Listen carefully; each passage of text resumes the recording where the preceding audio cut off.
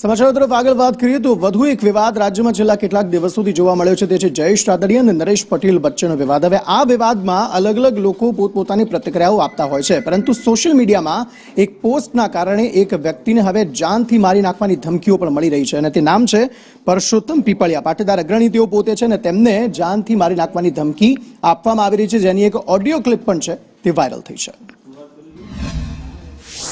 Hello hello हाँ बोलो, जवाब आपो। केम कापी नाखो? मारे हुकम तमने जवाब आपो, हूँ तमने ओळखतो નથી ને। अरे ओळखाण બધું આપું યાર, લોકેશન મારે સાથે જોતી ઓળખાણ નથી આપું। તમારી વખત, મારે તમારી વાત નથી કરવી ભાઈ, હુકામ કરું હું?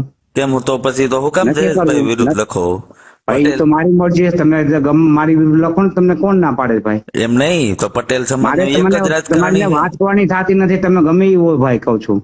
તો હો? ભાઈ તો તમે ભાઈ તો તમે માપે રહેજો આ બધું હા, લખવામાં। તો પછી જે કાંઈ કરવાનું હોય આપે કરવાની છૂટ છે હો ભાઈ।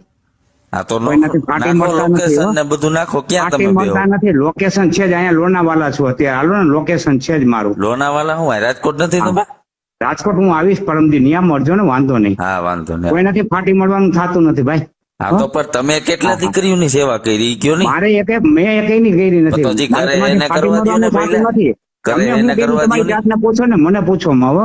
તમે બે દીકરીને જ પરણાવો, ખબર